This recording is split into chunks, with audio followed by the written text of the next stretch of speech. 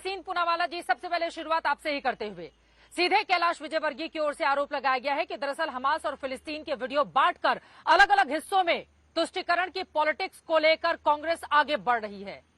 क्या यही बचा है अभी कांग्रेस के पास, जो सवाल वो दाग रहे हैं?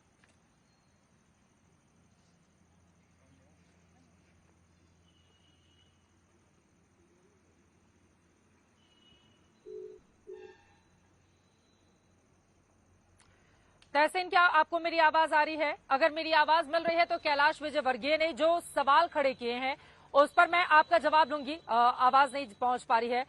रशीद किदवई जी, आपके पास आते हुए उसके बाद मैं तहसीन के पास जाऊंगी। रशीद किदवई जी, ये तुष्टीकरण और ध्रुवीकरण की जो सियासत चुनावों में हर बार आजमाई जाती है, इस बार भी मध्य प्रदेश में हमास इजरायल की एंट्री हो गई है, दूसरी तरफ राजस्थान में तालिबान की एंट्री हो गई है। ये क्या दर्शाता है रशीद किदवई जी?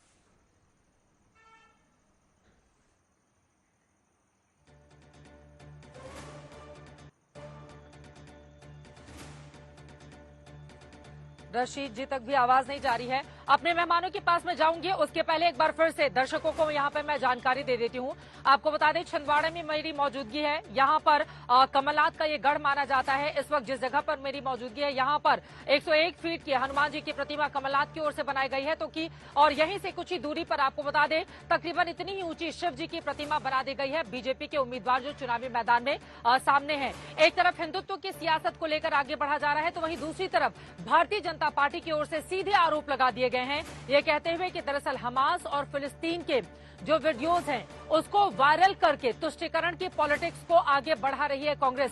संगीत रागी जी, अगर मेरी आवाज आप तक पहुंच पा रही हो, इस तरह के आरोप लगाकर बीजेपी क्या बताना चाहती है? क्या ये दिखाना चाहती है कि मुद्दों की कमी हो गई है और मुस्लिम वोटों को इकट्ठा करने की कोशिश में है कांग्रेस, इस वजह से बीजेपी जगह जगह इस तरह के आरोप लगाती हुई कांग्रेस पर दिखाई दे रही है? संगीत रागी जी, देखिए चित्रा जी, पिछली दफा आपको याद होगा कि जो पिछली बार विधानसभा का चुनाव था, तो कमलनाथ जी जो उस समय के भी मुख्यमंत्री पद के बड़े उम्मीदवार थे कांग्रेस पार्टी की तरफ से, और वो जीते भी थे, मुख्यमंत्री बने भी, उन्होंने मुस्लिमों की सभा में जाकर के इन हाउस मीटिंग में कहा था कि आप 90 से 95% आप वोट एक मुश्त जाकर के कीजिए, नहीं तो हम बीजेपी चुनाव जीत जाएगी। तो मुस्लिम तुष्टीकरण और मुस्लिम वोटों को गोलबंद करने का कांग्रेस पार्टी काम तो करती है। यानी कि भारतीय जनता पार्टी का जो कैंपेन होता है वो माइनस मुस्लिम वोटों के आधार पर शुरू होता है, यानी कि उतने वोट आप माइनस कर दें, उसमें भारतीय जनता पार्टी को चुनाव लड़ने पड़ती है। जिस प्रकार से कांग्रेस पार्टी का रवैया रहा है हमास को लेकर के, इसमें यदि भारतीय जनता पार्टी यदि यह कहती है वहां के मतदाताओं को कि भाई देखो, यदि कांग्रेस पार्टी को तुम वोट देते हो तो आप एक तरीके से हमास जैसे आतंकवादी संगठन को समर्थन करने वाली पार्टी को आप वोट कर रहे हो। आप देखेंगे कि एक शशि थरूर ने एक छोटी सी टिप्पणी की थी कि हमास एक आतंकवादी संगठन है, लेकिन उसका विरोध जो है वो कांग्रेस पार्टी के अंदर शुरू हुआ। कांग्रेस ने जब शुरुआत में जब अपना वक्तव्य दिया था तो हमास को यहां तक कि आतंकवादी संगठन भी घोषित नहीं किया था, या उसके बारे में उसके घृणा उसको किया ही नहीं था कुछ भी। ऐसी स्थिति में भारतीय जनता पार्टी बिल्कुल हिंदू मतदाताओं को यह बताने की कोशिश करेगी कि देखिए, यदि आपने कांग्रेस को वोट दिया तो एक प्रकार से आप एक ऐसी पार्टी को वोट दे रहे हैं जो हनुमान चालीसा तो करवाता है, जो रामायण का पाठ तो करवाता है, लेकिन इसका जो शीर्ष नेतृत्व है वो हमास के साथ खड़ा है। मुसलमानों को वोट देने के लिए वो आतंकवादी संगठनों के साथ खड़ा हो जाता है, और कल वहां पर यदि कांग्रेस पार्टी जीत करके आती है तो सर तन से जुदा करने वाले ऐसे नारों के साथ खड़ी होगी। राष्ट्रीय प्रवक्ता और राज्यसभा के सांसद मौजूद हैं। ठीक है सुधांशु त्रिवेदी जी, लेकिन आपको नहीं लगता कि हमास और फिलिस्तीन के बजाय असल मुद्दों की बात होनी चाहिए? मध्य प्रदेश में आपकी सरकार है, कामकाज गिनाने का वक्त आ गया है, तो ऐसे वक्त में आप लोग बता रहे हैं कि हमास और फिलिस्तीन का वीडियो जगह जगह दिखाकर तुष्टीकरण की पॉलिटिक्स कर रही है कांग्रेस। आप गिनाइए अपने कामकाज जनता के बीच में चुनावों में जाकर। हमास और फिलिस्तीन को बीच में लाने की क्या जरूरत है कांग्रेस के संदर्भ में? सुधांशु जी, आज चित्रा जी, आपने बहुत सही बात कही है कि जिसके पास काम होते हैं गिनाने को, और उसी काम की वजह से हम 18 साल लगातार सत्ता में रहे, बीच में 1.5 वर्ष का समय छोड़ दिया जाए तो तकरीबन 20 साल हो गए, तो उसको इस तरह की इशू उठाने की जरूरत नहीं पड़ती है। ये हमास को कौन बीच में लाया? मैं दर्शकों से कहता हूं, क्रोनोलॉजी देखिए। पहले कांग्रेस वर्किंग कमेटी की बैठक होती है, फिलिस्तीन के पक्ष में प्रस्ताव पारित करती है, हमास पे मुंह में दही जमा लेती है। पूछना चाहता हूं, रशिया यूक्रेन युद्ध के ऊपर जारी किया था क्या कोई प्रस्ताव? अब आइए, उसके बाद अगला चरण आता है, केरल में जमाते इस्लामी की एक रैली को हमास का लीडर संबोधित कर देता। वो केरल जहां से इनके लिए परम सम्माननीय, वंदनीय और अगर देखा जाए देश के लिए चिंतनीय राहुल गांधी जी सांसद हैं। अब आइए अगला चरण, 2 दिन पहले सोनिया गांधी जी आर्टिकल लिखती हैं। मैं पूछना चाहता हूं, इंटरनेशनल कॉन्फ्लिक्ट पे कितनी बार सोनिया गांधी जी ने आर्टिकल लिखा? उसके बाद अब हमास का वीडियो जारी होता है। यहां तक के समाचार आ रहे हैं कि फिलिस्तीन के लोगों को श्रद्धांजलि देने के लिए चुनावी सभा में खरगोन क्षेत्र में इस ढंग के समाचार आए, मौन धारण किया गया। पूछना चाहते हैं, हमास को कौन बीच में ला रहा? हम या ये वो पार्टी जो कहती थी, तथाकथित भारत जोड़ो यात्रा के समय नारा था इनका, इंडिया गठबंधन का, कि जुड़ेगा भारत जीतेगा इंडिया। अब तो लग रहा है जुड़ेगा कट्टरपंथी जीतेगा हमास। इनको मुसलमानों से मतलब नहीं है। जैसे किसी को बहुत भारी मात्रा में सामान खरीदना, आदमी कहता होलसेल डीलर देखो भाई कहां है, थोक विक्रेता कहां है, तो इनको लगता है वो जो कट्टरपंथी चंद नेता हैं वो मुस्लिम मतों के होलसेल डीलर हैं, थोक विक्रेता। तो उन थोक विक्रेताओं को अपनी तरफ आकर्षित करने के लिए पूरे मुस्लिम समाज को भी ये उसमें लपेट देने का काम कर रहे हैं। इसलिए हम इनसे पूछना चाहते हैं कि ये वही पार्टी है ना, मैं जवाब ले लेती जिसमें 2019 के चुनावों में जब हमारी कई सभाओं में पुलवामा के शहीदों को श्रद्धांजलि देने के लिए मौन रखा गया था तो इन्होंने आपत्ति की थी, जबकि वो देश के शहीद थे।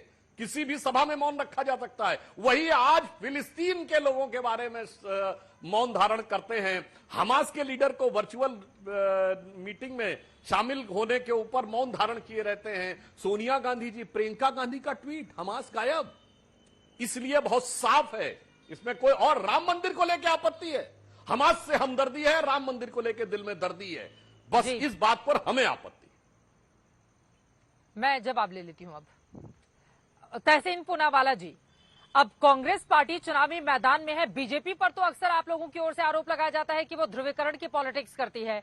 चुनाव में इस तरह के वीडियोस दिखाने की क्या जरूरत आन पड़ी है कि हमास और फिलिस्तीन के वीडियोस दिखाए जाएं, फिर उसके बाद मौन साधा जाए?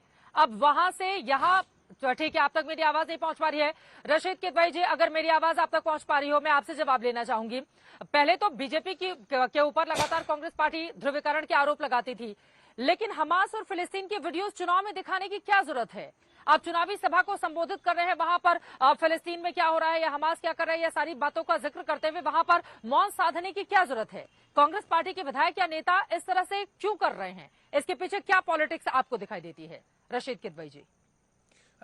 जी चित्रा, देखिए ये एक गंभीर प्रश्न है जो आपने कहा। देखिए राजनीतिक दलों का उद्देश्य होता है चुनाव जीतना। अब किसी राज्य में अगर 92% बहुसंख्यक हैं और 7-8% अल्पसंख्यक हैं, और वो अल्पसंख्यक भी केवल 1-2 मतलब जो जिले हैं उसमें सीमित हो, तो कोई भी राजनीतिक दल इस तरह की हरकत नहीं करेगा। जिसकी एक कोशिश की जा रही है कि कांग्रेस जो है वो फिलिस्तीन और गाजा और तमाम मामलों को जोड़ रही है, उससे उनका कोई राजनीतिक लाभ नहीं होने वाला है। जब हम बात करते हैं फलस्तीन का मुद्दा, तो एक अंतर्राष्ट्रीय मुद्दा है, उसमें एक जो आतंकवाद की घटना हुई वो हुई, और जो कुछ बेगुनाहों के ऊपर जो जुल्म ज्यादती हो रही है उसकी बात हो रही है। अगर कोई नेता ने वहां तथाकथित रूप से किया तो वो भी निंदनीय है, लेकिन मुझे लगता है मेरे आकलन में उसने वो किया होगा कि गाजा में जो अगर कोई मासूम आदमी की जान जा रही है उसकी जा रही है।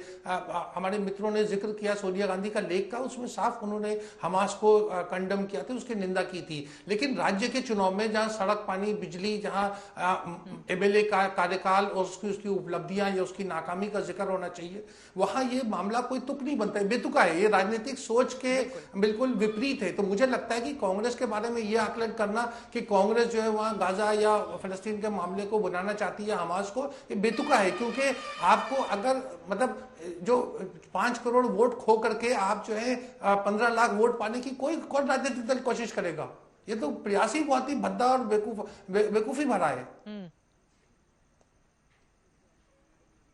तो क्या इस तरह का प्रयास किया जा रहा है? तहसीन पूनावाला जी, आपसे ये सवाल है, अगर कैलाश विजयवर्गीय इस तरह के आरोप लगा रहे हैं और आपके एक विधायक की सभा में मौन रखा जा रहा है, तो ये इंटरनेशनल पॉलिटिक्स जो बाहर चल रही है उसको मध्य प्रदेश के चुनाव में लाने की क्या जरूरत है? क्यों वीडियो दिखाए जा रहे हैं? उससे क्या हासिल हो जाएगा कांग्रेस को?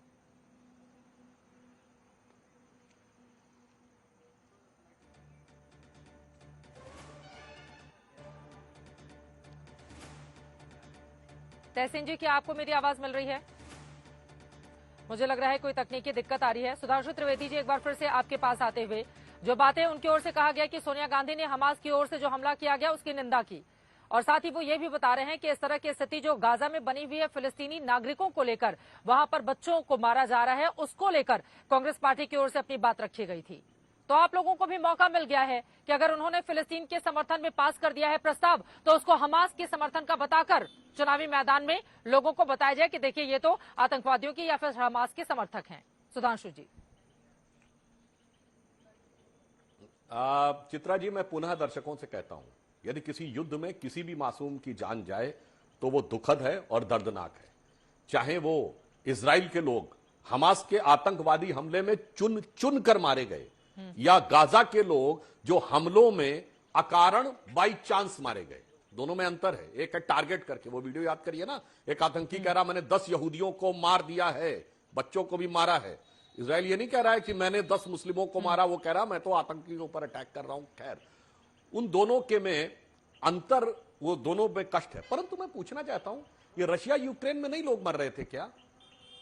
कभी कांग्रेस ने प्रस्ताव पारित किया कि रशिया यूक्रेन युद्ध में जो लोग मारे जा रहे हैं हमें उससे हमदर्दी? चलिए, ये सीरिया और इराक के बीच में जो युद्ध हुआ, कभी उन्होंने प्रस्ताव पारित किया? पेशावर में पाकिस्तान में प्रधानमंत्री जी ने जिस समय मासूम बच्चे मार दिए गए थे, तकरीबन 100 के करीब आतंकी हमले में, प्रधानमंत्री जी ने दुख व्यक्त किया था। कांग्रेस ने कौन सा प्रस्ताव पारित किया था? नहीं, उसमें नहीं, वोट नहीं था ना। मैंने कहा ना, कट्टरपंथियों की सियासत पे वोट। और मैं राशिद जी की बात में संशोधन कर दूं, तहसीन तो चलिए अभी कम उम्र के हैं, राशिद जी तो बहुत वरिष्ठ पत्रकार हैं। यह आज का रोग थोड़ी है राशिद जी। 2005 बिहार चुनाव, ओसामा बिन लादेन का रूप धरे एक व्यक्ति लालू यादव जी के साथ रैली में चलता है। 1991 जब हम लोग छात्र जीवन में थे, सद्दाम हुसैन की फोटो के साथ राजीव गांधी की कांग्रेस चुनाव प्रचार करती है। और 100 साल पहले चले जाइए, 1920 में आजादी से पहले तुर्की के खलीफा की खलीफत खत्म कर दी अंग्रेजों ने, तो खलीफा बहाल होना चाहिए, इसके लिए भारत में आंदोलन होता है। गजब की सौदागरी है भाई। ये कट्टरपंथी मुसलमानों की सियासत के लिए अपना भी नुकसान किया, देश का भी नुकसान किया, मुसलमानों का भी नुकसान किया। इसलिए मैंने बहुत साफ पूछा है, बताएं सोनिया गांधी जी ने कितने इंटरनेशनल कॉन्फ्लिक्ट के ऊपर लेटर लिखा है, बताएं कब इन्होंने रशिया यूक्रेन के लोगों के ऊपर, कब पेशावर में मारे गए लोगों के ऊपर संवेदना व्यक्त की। मैं पुनः कह रहा हूं, आज इनकी रणनीति बहुत साफ समझिए चित्रा जी, मुसलमानों को तो फिलिस्तीन तक जोड़े रहो और हिंदुओं को उत्तर दक्षिण में तोड़े रहो, अगड़े पिछड़े में तोड़े रहो, तमिल और हिंदी में तोड़े रहो। ठीक है, रशीद किदवई जी, इस पर आप जवाब दे दीजिए। उन्होंने कहा है कि आप बहुत वरिष्ठ पत्रकार हैं और आपने इतिहास भी देखा है कि जब जब इस तरह की परिस्थिति बनती है तो फिर क्या कांग्रेस पार्टी की ओर से सोची समझी रणनीति के तहत इसको आगे बढ़ाया जाता है?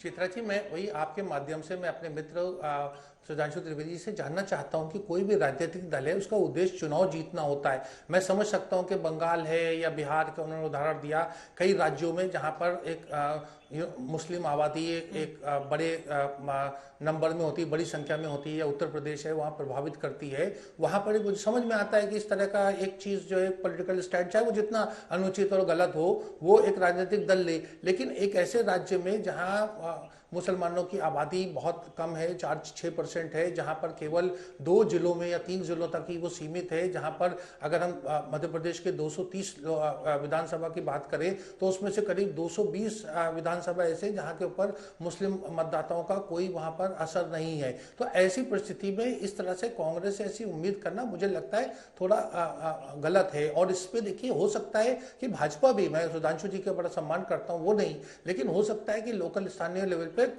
में भाजपा भी कांग्रेस को इसके उसमें लपेटने की बात करे, क्योंकि शिवराज जी की मुद्दों का या उनके उपलब्धियों की बात नहीं हो रही है, उनको दरकिनार कर दिया गया। तमाम अलग अलग तरह के जो है राजनीतिक मुद्दे हैं। बात ये कही जाती है, उसमें भी मैं क्योंकि एक लेखक होने के नाते क्लैरिफाई करूं। देखिए जो पीएलओ का मामला है, और वहां आप समझिए कि जो हमास है, हमास और जो पैलेस्टीनियन अथॉरिटी है, उनमें भी एक तरीके का एक युद्ध का माहौल रहता है। बहुत सारे डिफरेंसेस हैं जो, और कांग्रेस ने और भारत सरकार ने भी, अटल जी ने भी, तमाम राजनीतिक में जो भी सत्ता में रहा, उसने एक पैलेस्टाइन पे पीएलओ के माध्यम से उसका एक स्टैंड रहा था। और उसी स्टैंड की जो है कांग्रेस उसी के इर्द गिर्द बात करती है, हमास की बात कोई नहीं करता। देखिए हमें बहुत समझना चाहिए कि जो ज़ायनिस्ट एजेंडा है और जो जुदाइज्म, जो यहूदियत है, धर्म है, उसमें भी फर्क है। तो तमाम वहां की मदेशिया की मैं बात, उसकी सूरत हाल पे बात नहीं कर रहा हूँ, उसमें बहुत सारी बारीकियां हैं जिसपे मुस्लिम समाज भी भ्रमित है और हमारे जो पूरा देशवासी भी बहुत सारे भ्रमित है। उस पर हम अलग से चर्चा करेंगे। लेकिन यहाँ एक सीमित बात है कि इस कांग्रेस के एजेंडा से कमलनाथ को मुझे कोई फायदा नहीं नजर आता। और कमलनाथ जी तो खुद पूरे एक हिंदू धर्म की व्याख्या करके वो पूरा उन्होंने वहां पर अपने एक पूरा ताना बाना बुना है, जो इलेक्शन के जरिए वो करना चाह रहे हैं। वो अपने आप को एक हनुमान भक्त के रूप में प्रोजेक्ट कर रहे हैं। तो वहां ये गाजा वगैरह का कोई उनके हिसाब से भी कोई औचित्य नहीं है। बिल्कुल।